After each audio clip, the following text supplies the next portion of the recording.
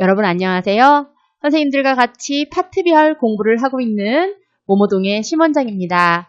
오늘도 요양보호사 출제 예상 문제들을 중심으로 해서요. 일상, 개인활동, 지원 파트, 강의까지 선생님들이 쉽게 이해하실 수 있도록 설명 한번 들어가 보도록 하겠습니다. 그 전에 선생님들의 구독과 좋아요, 알람 먼저 부탁드리고요. 자, 수업 들어갈게요. 1번, 재가 대상자에게 일상생활을 지원하기 위한 기본 원칙으로 옳은 것은 1. 서비스 제공 내용과 특이사항을 기록한다. 2. 일상생활 지원 서비스는 대상자와 가족에게 제공한다. 3. 특별한 신체적 변화가 발생하면 보호자에게 보고한다. 4. 환경오염을 최소화하기 위해 일회용품을 사용한다. 5. 대상자의 생활용품은 요양보호사가 판단하여 배치한다. 자, 정답은요. 네, 정답은 1번. 서비스 제공 내용과 특이사항을 기록한다가 되겠습니다. 나머지는 왜 틀렸나 볼게요. 2번 같은 경우에 일상생활 지원 서비스는 대상자와 가족에게 제공한다는데 가족이 아니죠. 우리 비슷한 문제 굉장히 많이 풀어봤던 것 같지 않으신가요? 특별한 신체적 변화가 발생하면 보호자에게 보고해 주시는 것도 사실은 현장에서 필요로 할 수 있어요. 그렇지만 이제 먼저는요, 시설장과 의료진에게 먼저 보고하는 게 우선적인 일이에요. 그 다음에 센터장이 혹은 사회복지사가 이 보호자에게 개별적으로 보고를 해주면 되겠죠. 선생님들은 이걸 좀 기억하셔야 되는데요. 이건 저 개인적인 생각인데요. 선생님들께서 고용된 곳은 재가센터지 어르신들에게 보호자에 의해서 계약이 된 게 아니에요. 선생님들 노동법에 의해서 보장받는 거는 재가센터에 소속되어 있기 때문이라는 점. 그러니까 선생님들이 보고하셔야 되는 곳은 관리 책임자인 시설장이나 사회복지사 혹은 의료진, 간호사에게 보고를 해주셔야 됩니다. 자, 4번은요. 환경오염을 최소화하기 위해서 일회용품을 사용한다. 아니죠. 반대가 돼야 되겠죠. 대상자의 생활용품은 요양보호사가 판단하여 요양보호사가 임의적으로 판단해서 배치하거나 하는 게 아니에요. 항상 대상자에게 물어보시고 나서 하시는 겁니다. 자, 이것과 관련해서 우리는 이런 공부를 했었죠. 일상생활 지원은 노인장기요양보험 표준 서비스 중에 하나이다. 그리고 취사나 청소 및 주변 정돈, 세탁을 우리 모두 일상생활 지원이라고 한다라고 얘기를 했어요. 저는 이 일상생활 지원이 개인활동 지원 서비스랑 좀 헷갈린다면요.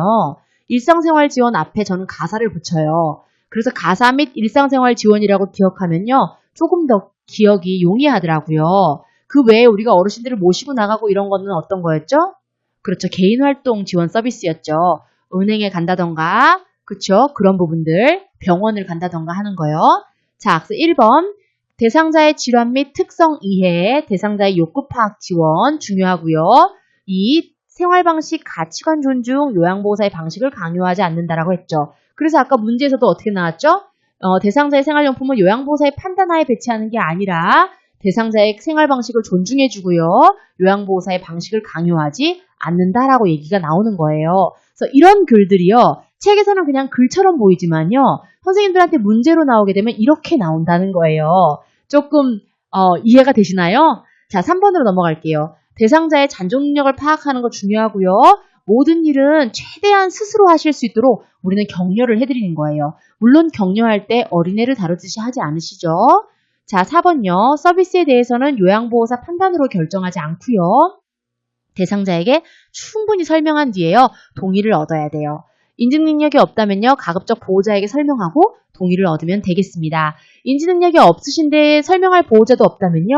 우리가 판단해서 해도 되긴 돼요. 그렇지만요. 대부분이 다 보호자가 있으시니까 보호자가 있는 분들은 가급적 보호자에게 설명하고 동의를 얻은 다음에 결정을 하시면 좋겠죠. 물품은 항상 동의를 얻어서 사용하고요. 함부로 절대 옮기지 않습니다. 서비스 제공에 대해서 상세적으로 기록을 하고요. 내 일기를 적으라는 게 아니에요. 서비스 제공에 대해서 어르신의 상태, 심신에 대해서 기록을 하는 거예요. 일회용품을 가급적 자제하고 사용을 자제하겠다. 이 부분도 앞에 일회용품 사용을 한다가 아니다라고 나왔던 거 요것과 연관돼서 나온 거죠. 그쵸? 자, 2번으로 넘어갈게요. 음식물 조리 방법으로 옳은 것은 1. 생선은 살짝 데쳐서 볶으면 기름도 적게 들고 색깔도 선명하게 유지할 수 있다. 2. 식욕을 돋우기 위해 식초나 소스로 무침을 하면 입맛을 찾는 데 도움이 된다. 3. 오래 구우면 수분이 모두 빠져나가 부드러워진다. 4. 육류는 오래 삶으면 질기고 딱딱해진다. 5. 찜은 처음 약한 불에 가열하다가 센 불로 오래 가열한다. 자, 조리 방법으로 옳은 걸 찾으래요. 정답은요. 네, 너무 쉬웠어요. 딱 정답이 보였죠? 식욕을 돋우기 위해 식초나 소스로 무침을 하면 입맛을 찾는데 도움이 된다고 해요. 그 입안에 구강에 어떤 염증이나 이래서 아프지만 않으시면은 식욕을 돋우기 위해서는 식초나 소스, 향신료 등을 사용하시면 입맛을 찾는데 도움이 되겠죠.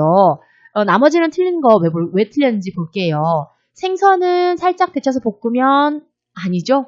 살짝 데쳐서 볶는 거 뭐였죠, 선생님? 우리? 야채였죠. 자, 오래 구우면 수분이 모두 빠져나가 부드러워진다. 아니죠. 오래 구우면 구울수록 수분이 모두 빠져나가니까 질겨지죠. 육류는 오래 삶으면 질기고 저는 개인적으로 사실 이 고기를 오래 삶으면 좀 질기고 딱딱해지는 것 같은데 찜 종류를 드셔보시면은 또 이렇게 오래 삶으면은 고기는 오히려 부드러워지더라고요. 그렇게 생각을 하셔야 될 것 같아요. 여기서는요, 생선입니다. 우리 책에도 나와 있죠? 생선은 오래 삶으면 질기고 딱딱해진다. 요거 따로 기억해 두세요. 찜은 처음 약한 불로 가열하다 센 불로 반대죠, 그쵸? 처음에 센 불로 하다가요, 약한 불로 가열하다가 맞겠습니다.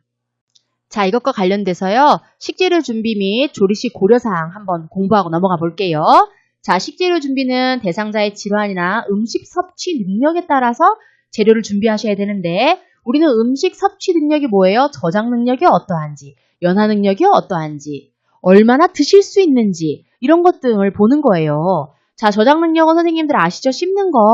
자, 이게 뭐 어려우신 분들, 씹는 능력이 저하되신 분들은 우리가 부드러운 재료를 선택하고 작은 크기로 잘게 썰어서 준비해드리고요.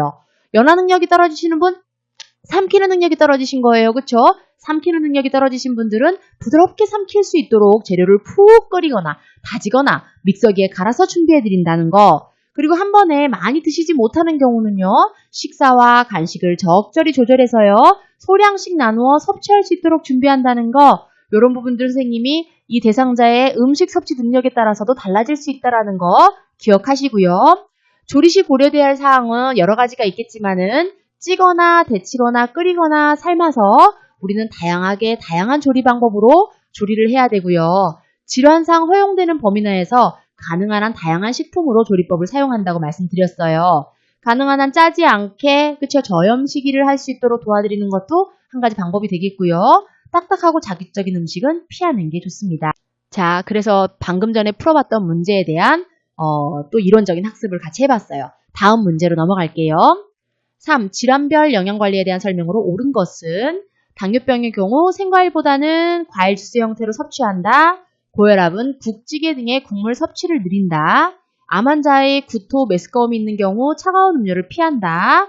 4. 당뇨의 경우 가능한 저지방, 무지방 우유를 섭취한다. 5. 만성 신부전의 경우 수분을 많이 섭취하도록 한다. 자, 정답은요? 네, 정답은 4번. 당뇨의 경우 가능한 한 저지방 혹은 무지방 우유를 섭취할 수 있도록 돕는데요. 나머지는 왜 틀렸나 볼게요. 당뇨병은요, 생과일보다 과일 주스를 섭취한다? 아니죠. 과일 주스는 당이 너무 갑작스럽게 탁 높아질 수 있기 때문에요. 생과일 그대로를 드시는 게 오히려 좋습니다. 고혈압 국찌개 국물 섭취를 늘리면 안 되죠. 고혈압은 나트륨을 주의하셔야 되는데 염분이 높은 음식을 주의하셔야 되는데 이걸 늘리면은 염분이 높은 음식을 더 먹는다는 얘기인데 안 되죠. 그렇죠? 그러니까 줄인다가 정답이겠죠.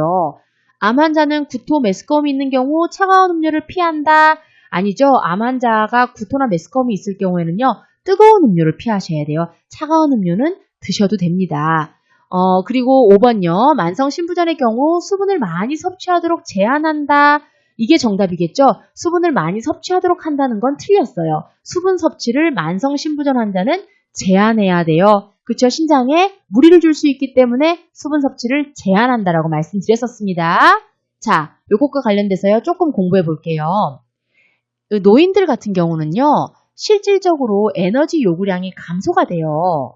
다시 무슨 말이냐면요. 나이가 들면요. 우리가 하루에 필요로 한 어떤 에너지의 양이 우리 그거를 기초대사량이라고 그러거든요. 하루에 필요로 하는 에너지의 양이 사실상 감소를 하고 실질적으로 어르신들은 활동량도 줄어요. 거의 활동을 안 하실 때가 많으시잖아요. 그러니까 다시 말씀드리면 에너지 요구량 자체가 줄어든다는 얘기죠.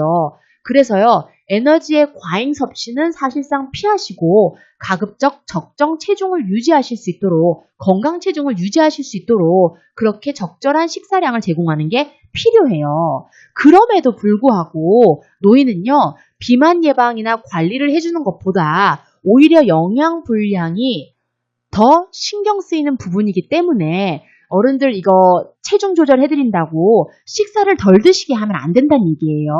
영양 불량은 더욱 신경 써서 식사를 제공해야 된다라는 얘기를 마지막 줄에 하고 있고요. 추가적으로 건강한 성인은 체질량 수가 25 이하로 조절하도록 권장한다고 하는데요. 노인들에게는요, 너무 이러한 체질량 수까지 고민을 하시면서 식사를 드리다가 오히려 영양 불량이 올 수 있으니까 이 부분은 주의해야 된다라는 얘기를 하고 있습니다. 자, 그리고 두 번째로는 소화 능력의 감소로 식욕이 저하가 된다 그랬는데요. 이 대상자 질환에 있는 대상자분들은요, 대부분 노인들은요, 소화 능력이 감소가 되고 음식을 먹고 싶어 하고자 하는 욕구가 좀 줄어요. 소화액 분비의 감소로 소화 능력이 감소하고요. 식사를 조금씩 자주 섭취하시는 게 그래서 좋고요. 장기간 식사량이 부족하면 영양불량이 되기 쉬우니까요. 소화가 잘 되는 식품이나 조리법을 선택하고 식욕이 저하되지 않도록 다양한 향미색이나 향이나 미색, 그쵸? 요거 띄어주는 거예요, 선생님. 향이나 미색, 색깔이라는 거예요. 그리고 모양 등의 식재료를 사용해서요. 대상자가 조금 더 관심을 갖고 드실 수 있도록 하는데 도움을 주셔야 됩니다. 치아 손실 및 씹기 장애도 있죠. 우리 어르신들은 기초 대사량 자체가 낮아지기도 하고 소화 능력 감소가 되기도 하고 식욕이 저하가 되기도 하고 치아 손실이나 씹기 장애가 와서 또 음식을 안 드시고 싶어 하거나 영양이 불균형하게 되는 이유가 되는 거예요. 치아 손실로 음식을 잘 씹지 못하니까 이러는 경우에는 어떻게 해야 돼요? 부드럽게 조리하고 크기를 작게 해서 섭취를 돕는다. 그리고 부드러우면서도 바삭하거나 아삭한 질감을 활용한다라고 나오는 거죠. 자, 그럼 다시 이런 문제가 나올 수 있겠죠. 소화 능력 감소 및 식욕 저하인 어르신에게 적절한 식사 대응 방법은 뭐 이런 식으로, 그쵸? 식사 제공 방법은 요양보호생님들이 하셔야 될 식사 제공 방법은 뭐 이런 식으로 문제가 나오겠죠. 그러면서 정답은 뭐 대상자가 식사량이 부족하면 영양불량이 되기 쉬우니까 소화가 잘 되는 식품을 뭐 준비해드린다. 너무 소화가 잘 되는 소화 능력 감소 직결적으로 문제가 쉬워지니까 그냥 이렇게 나올 수도 있겠죠. 식욕이 저하되지 않도록 다양한 식욕 저하도 문제 빼고 다양한 향이나 미색 모양 등으로 식재료를 제공한다. 이런 게 문제의 지문으로 나올 수가 있겠죠. 그럼 우리는 그거를 정답으로 체크하시면 되는 거예요. 자, 감각 기능 저하, 미각, 후각 등의 기능 저하로 짜게 먹을 수가 있으므로 싱겁게 조리하고 대신 다양한 향신료를 사용하여 입맛을 잊지 않게 한다. 다양한 향신료를 사용하여 입맛을 잊지 않게 한다. 감각 기능의 저하 때문에 그래요. 자, 침분비 감소 때문에요. 우리는 구강 건조증이 생길 수 있으니까 모든 재료가 가급적 약간의 국물이 있는 조리법을 선택해서 좀 자박하게 음식을 해서 침분비 감소가 있는 어르신들은 식사를 좀 용이하게 할 수 있도록 도와드리는 거죠. 이 구강 건조증이 생길 수 있으니까 그래요. 자, 장운동 감소는요. 장운동의 감소로 변비가 생기기 쉬우니까 식이섬유가 풍부한 잡곡이나 채소를 적당량 섭취하게 하는 게 장운동을 활발하게 해줄 수 있는 방법 중에 하나가 되겠죠. 자, 다음 문제로 넘어갈게요. 도마와 칼이 한 개인 경우 사용 순서는 너무나 쉬운 문제예요. 이건 아예 외우셔야겠죠. 읽어드리진 않을게요. 잠시 시간 드릴게요. 정답은요. 네, 정답은 1번입니다. 채소나 과일, 그 다음 육류, 생선류, 닭고기 순이 되겠어요. 기억하시겠나요? 생선류가 먼저 온다는 거. 이거 너무 헷갈릴 수 있다라고 말씀드렸죠? 저 같은 경우는 육류 다음에 닭고기 다음에 생선류를 쓰는데 제가 생각하는 것과 실제 시험에 나오는 정답이 다르다는 거. 그러니까 여러분들도 이 순서를 꼭 외워두시고요. 자, 도마와 칼을 구분해서 사용하는 경우는 이렇게 구분해서 사용하시면 되는데 그래서 요즘에는 신혼살림이나 혹은 기존에 살림을 하고 계셨던 분들도 이렇게 도마를 색색별로 여러 개를 사서 쓰시는 분들이 종종 계시고 아예 도마가 처음부터 이렇게 나오더라고요. 근데 그렇게 안 하고 만일 도마와 칼이 한 개밖에 없다면 어르신 댁에는 보통 다 한 개씩밖에 없잖아요. 그럴 때는 어떻게 해야 돼요? 과일, 육류, 생선류, 닭고기 이런 순으로 사용한다는 거 선생님들이 기억해 주시기 바랍니다. 자, 그림도 참고하시고요. 자, 5번 주방용품을 위생적으로 관리하기 위한 방법으로 옳은 것은 방법입니다. 자, 1번 나무도마는 사용 후 더운 물로 세척한다. 2번 음식물이 많이 묻은 식기부터 설거지한다. 3번 고무장갑은 조리용과 비조리용으로 구분해서 사용한다. 4번 식기류는 세척 후 젖은 채로 포개어둔다. 5번 수세미는 그물형보다 스펀지형이 위생적이다. 자, 쉬운 문제입니다. 정답은요? 네, 정답은 3번 고무장갑은요. 조리용과 비조리용을 구분해서 사용해요. 1번 볼게요. 나무도마는 사용 후 더운 물로 찬물로 세척을 하는 거죠. 음식물이 저는 사실 더운 물로 맨날 했었거든요. 자, 음식물이 많이 묻은 식기부터 설거지한다? 아니죠. 적게 묻은 것부터 하죠. 자, 4번 식기류는 세척 후 젖은 채로 포개어둔다가 아니죠. 포개어둔 데가 아니라 어긋나게 둔답니다. 수세미는 그물형보다 스펀지형이 위생적이자 반대죠. 수세미는 스펀지형보다 그물형이 더 위생적입니다. 자, 그래서요. 설거지하는 방법 한번 볼게요. 순서. 우리 여기 보시면은 문제에 음식물이 많이 묻은 아니라 그랬죠. 왜? 설거지 순서를 보시면은 음식물이 적게 묻은 애들부터 씻는 거예요. 유리컵 다음에 수저류 다음에 밥그릇, 국그릇, 그 다음 반찬그릇, 그 다음에 기름이 가장 많은 프라이팬 이 종류로 우리가 순서대로 씻겨진다는 거. 그래서 이 순서를 묻는 것도 예전에 문제에 나온 적이 있으니까 같이 한번 더 그림을 봐서 기억하시고요. 자, 쾌적한 주거환경 조성에 대한 설명으로 옳은 것은 1. 환기 시에는 직접 환기 방법을 사용한다. 2. 전체 난방보다는 국소 난방이 바람직하다. 3. 자연 채광은 자외선에 의한 살균 효과가 있어 신진대사를 좋게 한다. 4. 습도는 60에서 80도가 적합하다. 5. 배설물 등을 치울 때는 간접 조명을 사용한다. 자, 정답은요?